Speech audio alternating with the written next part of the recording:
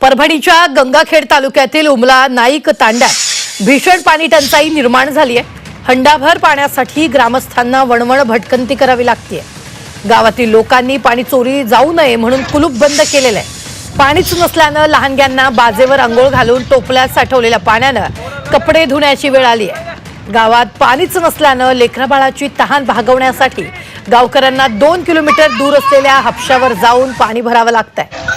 दरम्यान गावात 84 लाख रुपये खर्च करून नळ योजना टाकली असल्याचं गावकरी सांगतायत। मात्र एवढा खर्च करूनही पाणी नसल्याने कामात भ्रष्टाचार झाल्याचा आरोप ग्रामस्थांनी केला।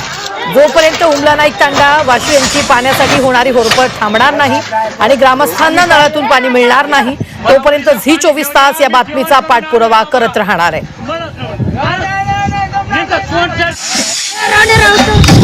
पाणीच नाही साहेब, काय करावं? पाणी भेटणं 8-8 दिवस पाणी भेटणं, आंघोळी नाहीत, काही नाही। तिथं बाजारावर बसायचं, ते धुण्याला पाणी धरायचं।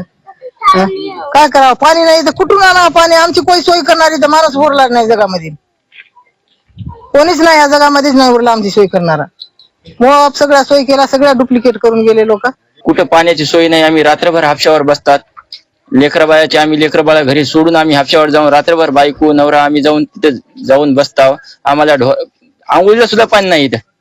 काय आमच्या ग्रामपंचायतनं खादवून पाईपलाईन आणली, तिच्या नळामध्ये काही पाईपलाईन पाणी नाही, काही नाही। हिर खणली, हिरीमध्ये सुद्धा काही आम्हाला काही समजा खोटं करून टाकले आमच्या ग्रामपंचायतनं। 2 किलोमीटर आता हापसा आहे, इथं येऊन पाणी भरून घेऊन जायचं।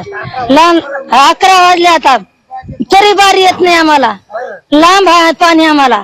गावात पाण्याची सोय नाही का? नाही सोय, पाणी नाही, काय नाही गावात।